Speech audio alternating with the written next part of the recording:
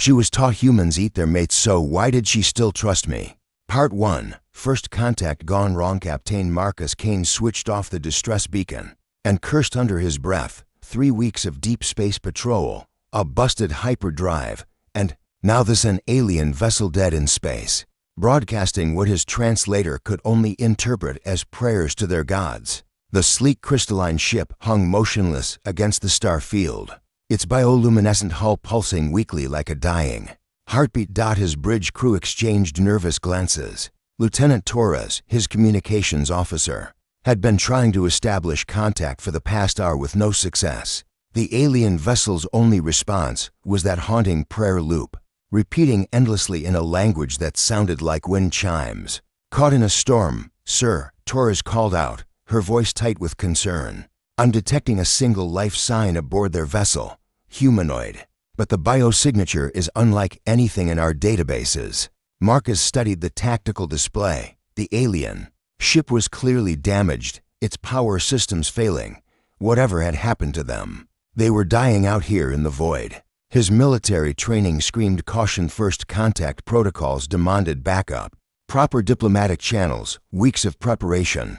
But his conscience wouldn't let him watch someone die. While he waited for paperwork, prep the shuttle, he ordered, I'm going aboard. The alien vessel's airlock cycled with surprising efficiency, revealing corridors that seemed grown rather than built. The walls themselves glowed with soft bioluminescence, pulsing in rhythm with what Marcus assumed was the ship's failing power core. The air was thick with an ozone scent that made his teeth ache, but his suit's sensors confirmed it was breathable. He found her in what appeared to be the ship's control center, hunched over a console that flickered with dying light.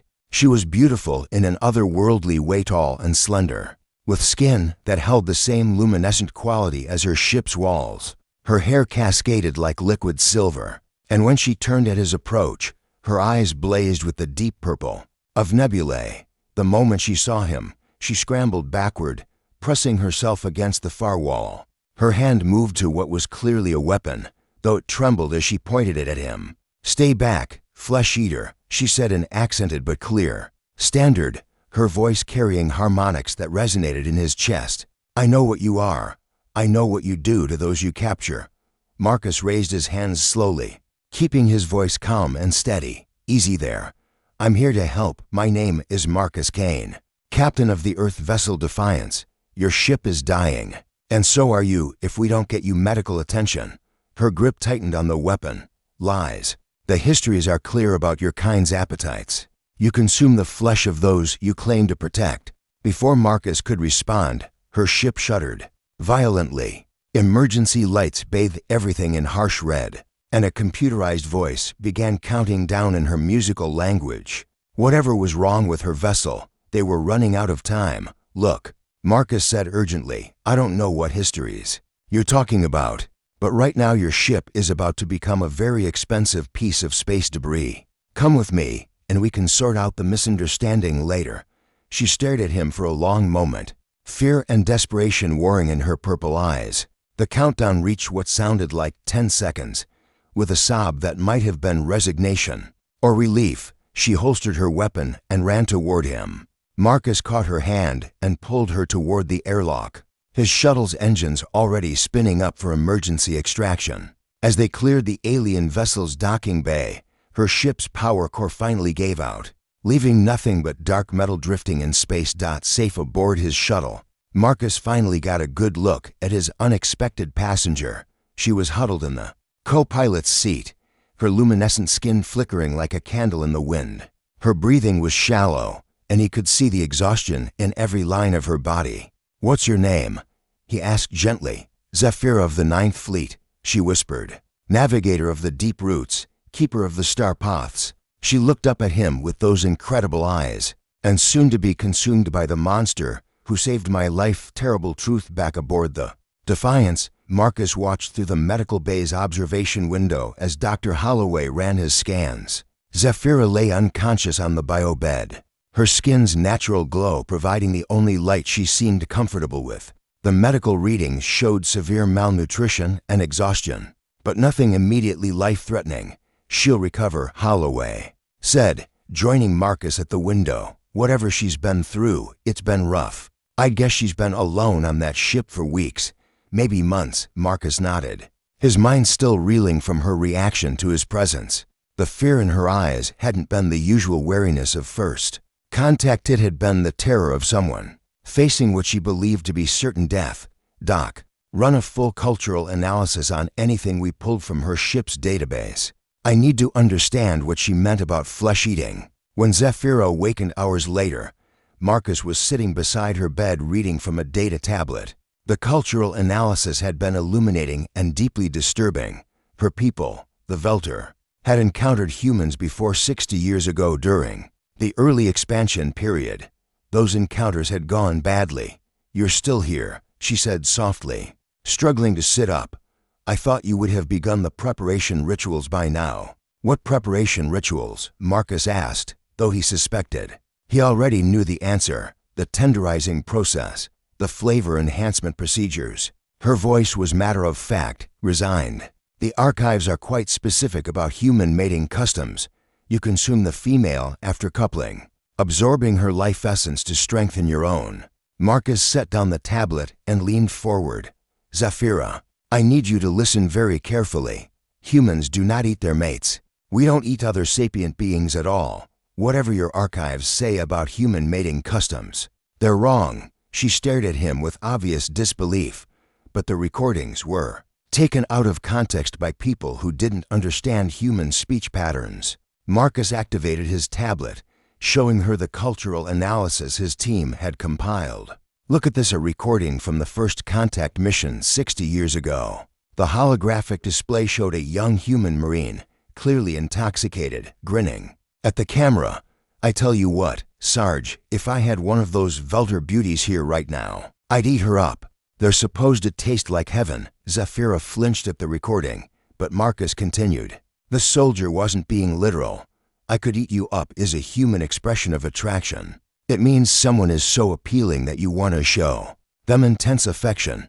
No actual consumption is involved. But the mating rituals, the archives speak of humans devouring their partners during reproductive acts. Marcus felt heat rise in his cheeks.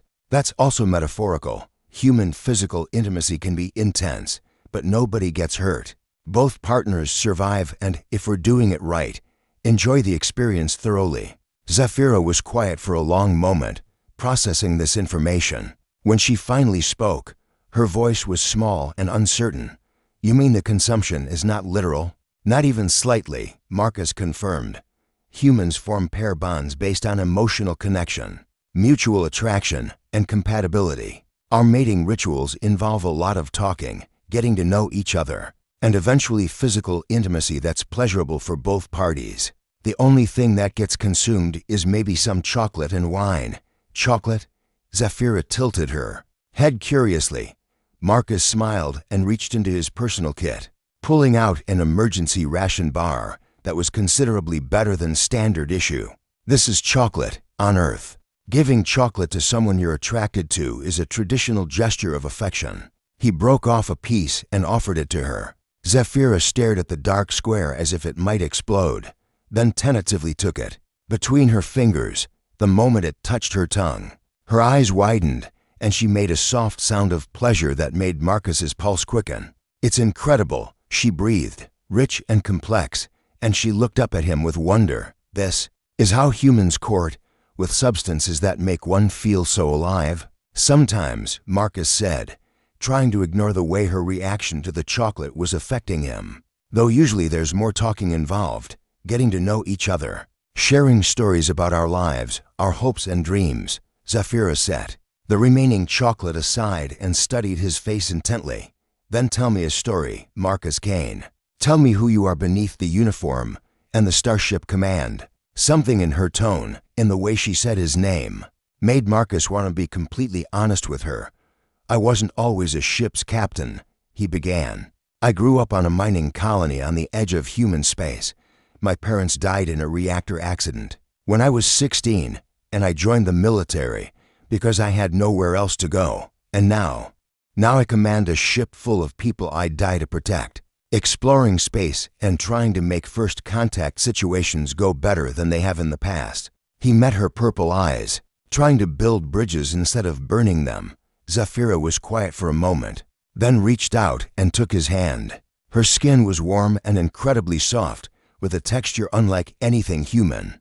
"I was the navigator of my fleet's deep space exploration vessel," she said. "We were investigating reports of ancient ruins in the outer rim when we encountered a gravitational anomaly.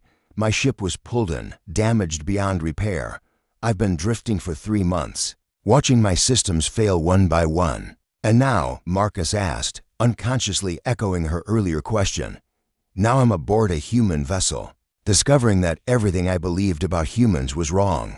She squeezed his hand gently, "and finding that terrifying and wonderful at the same time." Understanding each other over the next few days, Marcus found himself spending more and more time in the medical bay with Zafira.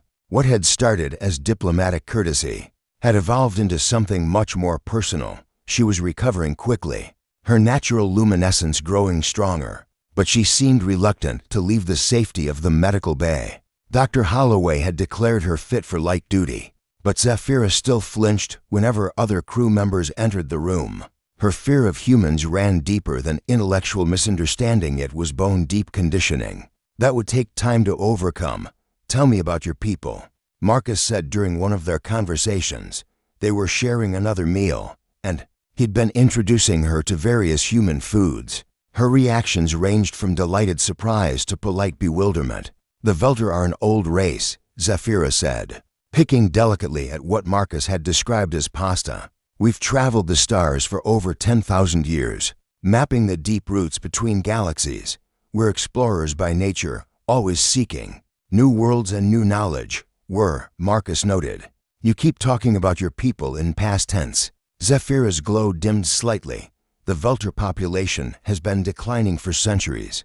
We live very long lives, but we reproduce slowly. Many of our people have simply chosen not to have children, preferring to spend their extended lifespans in exploration and study. And now you're alone out here. I chose this assignment specifically because it would take me far from populated systems." She admitted, "I wanted to see the universe beyond our established territories, to find something truly new and unknown." Marcus leaned back in his chair, studying her face.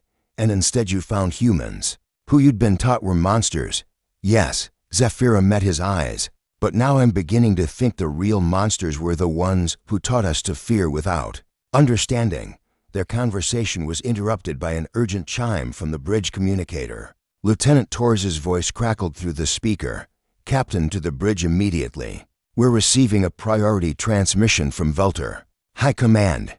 Marcus looked at Zafira, who had gone very still. "Did you activate any kind of distress beacon?" "My ship's automatic systems," she whispered. "They must have gotten through before the power failed completely." On the bridge, the main screen showed a Velter commander whose luminescent skin flickered with patterns Marcus was beginning to recognize as emotional displays. This one seemed to indicate extreme agitation. "Human vessel," the commander said in heavily accented standard. "You are harboring Velter property. Return Navigator Zafira immediately, or face the consequences." Marcus felt his jaw clench. "This is Captain Kane of the UES Defiance. Navigator Zafira is not property. She's a refugee we rescued from a disabled vessel. She's free to leave anytime she chooses." Negative. "The Navigator has been exposed to human contamination. She must be returned for proper decontamination and re-education before the corruption spreads." Beside him, Zafira made a sound like a wounded animal. Marcus looked at her and saw the fear returning to her eyes, but this time it wasn't directed at him. "Commander," Marcus said carefully, "Navigator Zafira is welcome to return to her people if that's what she wants. But the choice is hers to make." "Humans do not understand," the Velter commander replied. "The Navigator has been compromised by exposure to your mating pheromones. She cannot make rational decisions while under human influence. She will be retrieved by force if necessary." The transmission cut off, and Marcus turned to Zafira. "Mating pheromones? It's what they believe happens when Velters spend extended time in human company," she said quietly. "They think you emit chemical signals that make us susceptible to consumption. It's why contact with humans has been forbidden for 60 years. And what do you believe? Zafira was quiet for a long moment, then stepped closer to him, close enough that he could feel the warmth radiating from her skin, could smell the ozone scent that he was beginning to associate with her presence. I believe, she said softly, that what I'm feeling has nothing to do with pheromones and everything to do with the fact that you're the first person in my very long life who's shown me genuine kindness without expecting anything in return. Before Marcus could respond, the proximity alarms began blaring. 3 Velter vessels had just dropped out of hyperspace, their crystalline hulls gleaming with weapon ports. So much for diplomacy, Marcus muttered, moving toward his command chair. All hands to battle stations. But Zafira caught his arm. Marcus, wait. Let me talk to them. If I can make them understand what?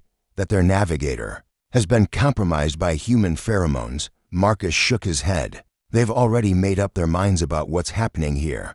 Then what do you suggest? Marcus looked at the tactical display, his mind racing through options. 3 Velter ships against his single vessel, not impossible odds, but not good ones either. And if they fought, any chance of peaceful relations between their species would be destroyed.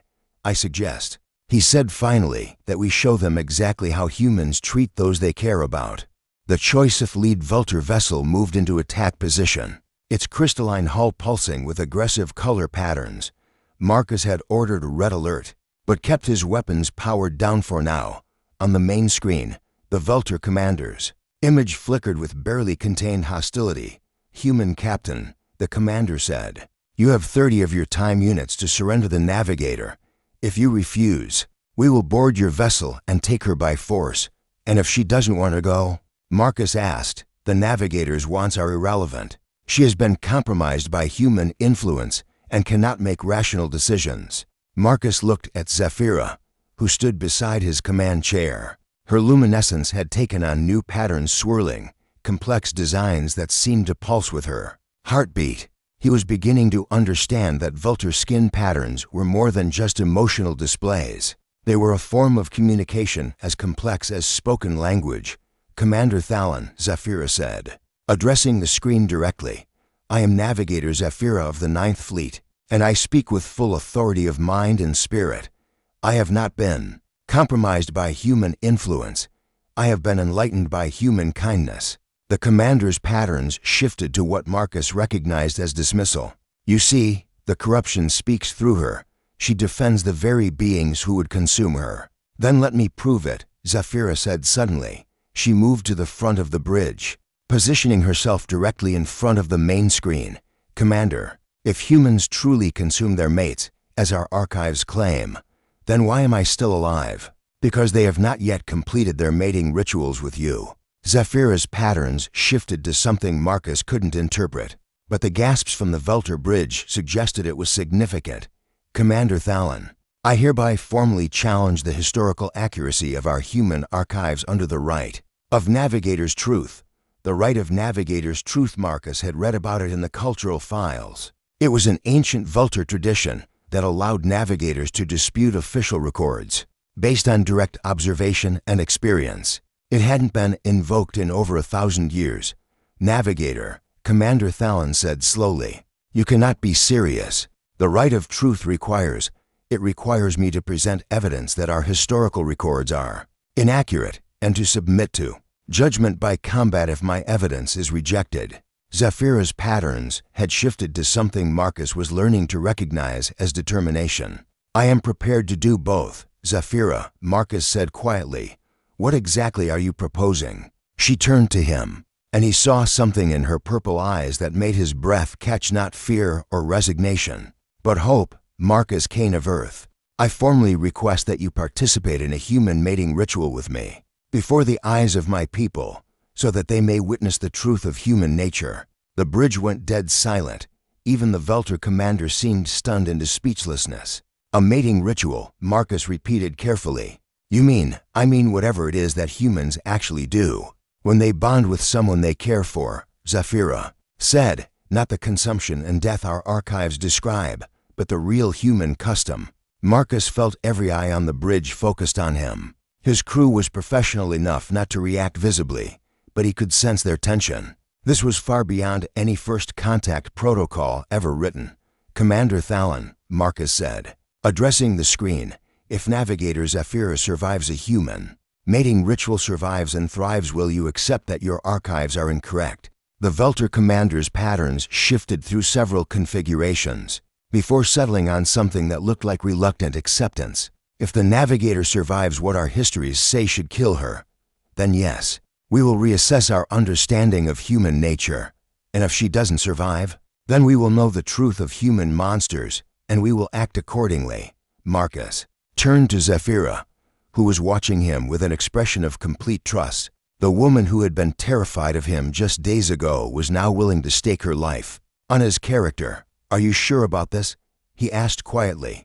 "Because once we start down this path, there's no going back." "I'm sure," she said. "Marcus, in my culture, we have a saying, the navigator who fears the unknown stars will never find new worlds. I've been afraid of humans for 60 years based on stories and assumptions. I'm tired of being afraid." Marcus nodded slowly, then turned to Lieutenant Torres. "Clear the bridge except for essential personnel, and patch our internal sensors to the Velter vessel's full transparency." As his crew filed out, leaving only the minimum watch, Marcus moved closer to Zephyra. "In human culture," he said, speaking as much to her as to the watching Velter fleet, "courtship begins with honesty, with sharing who we really are beneath the surface, then tell them who you are." Marcus Kane. Marcus looked directly at the screen, knowing that his words were being analyzed by some of the finest Velter minds. "I am a man who grew up alone, who spent most of his adult life believing that duty and command were enough to fill the empty spaces in his heart, until I met a navigator who was brave enough to question everything she'd been taught, who showed me that connection between people can transcend species, culture, and fear." Zephyra's patterns shifted to something beautiful, complex spirals that seemed to dance across her skin. "And I am a navigator who spent centuries mapping the distances between stars, never realizing that the greatest discoveries happen when you stop running from the unknown and start embracing it." She moved closer to him, close enough that her bioluminescence painted his face in soft, shifting colors. "In Velter culture, we believe that two people become one through the sharing of light. And in human culture," Marcus said, reaching up to touch her face gently, "we believe that two people become one through the sharing of hearts when their lips met." Zephyra's entire body erupted in patterns of light so beautiful that several of the bridge crew gasped in wonder. It was nothing like the violent consumption the Velter archives described. It was gentle, tender, full of promise and hope. When they finally broke apart, both were breathing hard, and Zephyra's skin continued to pulse with joyful patterns. "Well," Marcus said, looking at the screen where Commander Thalon was staring in obvious shock, "I think that concludes the human mating ritual portion of our demonstration. As you can see, Navigator Zephyra is not only still alive, but appears to be quite happy about the whole experience." A new beginning. 3 days later, Marcus stood in his ready room reviewing the formal diplomatic protocols that were being established between Earth and the Velter Confederacy. The misunderstanding that had kept their species apart for 60 years was being systematically dismantled, replaced with cultural exchange programs and joint exploration initiatives. The door chimed, and Zephyra entered. She had traded her navigator's uniform for civilian clothes that somehow managed to enhance her natural luminescence. Her patterns were calm. Content. What he'd learned indicated deep happiness among her people. "The Velter Council has officially requested a formal apology from Earth," she said, settling into the chair across from his desk. "They're deeply embarrassed about the whole humans are cannibals thing." "And what did the diplomatic corps tell them?" "That humans are generally understanding about cultural misunderstandings, especially when they lead to beautiful outcomes." Her patterns shifted to something playful. "I may have editorialized that last part." Marcus laughed, still amazed at how easily laughter came when she was around. "And what did Commander Thalon say when you officially resigned your commission?" "He said that losing our best navigator was a small price to pay for gaining an entire species as allies." Zephyra's expression grew more serious. "Marcus, are you certain about this?" I know human customs regarding life partnerships are different from vulture bonding practices. If you're having second thoughts, Marcus stood and moved around the desk, kneeling beside her chair. Zephyra, 3 days ago, you were willing to risk your life to prove that humans weren't monsters. Now you're worried that I might not want to spend the rest of my life proving you right. When you put it like that, it does sound rather silly. Besides, Marcus said, taking her hands in his, I've been thinking about what you said regarding navigators and unknown stars. I've spent my entire career exploring space, but I've never had anyone to share the discoveries with. The idea of mapping new worlds with you, of seeing the universe through your eyes, it's the greatest adventure I can imagine. Zephyra's patterns erupted in complex spirals of joy. In that case, Navigator Zephyra Kane has a rather nice ring to it. Actually, Marcus said, reaching into his desk drawer, I was thinking more along the lines of Captain Zephyra Kane. He handed her a data pad containing her new commission papers. Starfleet has approved the first joint human-vulture exploration vessel. The UES Discovery launches in 6 months, with a mission to chart the unexplored regions beyond the galactic rim. Zephyra stared at the papers, her patterns shifting through configurations Marcus had never seen before. You want me to captain a starship? I want you to follow your passion for exploration while we build something amazing together. The Discovery will have a mixed crew, humans, vulture, and hopefully other species we encounter along the way. A living symbol of what's possible when people choose understanding over fear. And what will you be doing while I'm captaining this vessel? Marcus grinned. Well, someone has to serve as the ship's cultural liaison and first officer.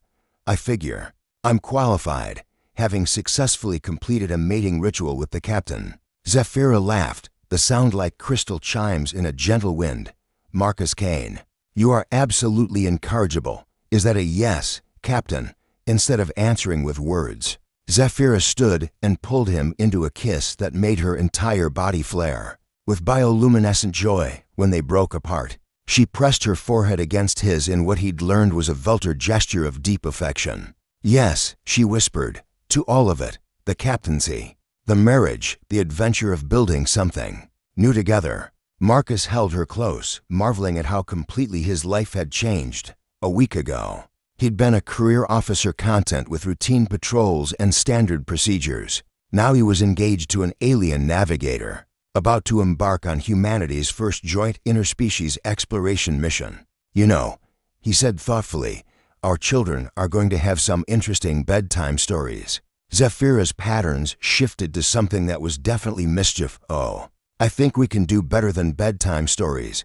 I'm thinking more along the lines of family adventures. The Discovery's mission is projected to last 20 years, plenty of time to raise a few little explorers of our own, half human, half vulture children exploring the unknown galaxy. Marcus mused. They'll be natural bridge builders between species.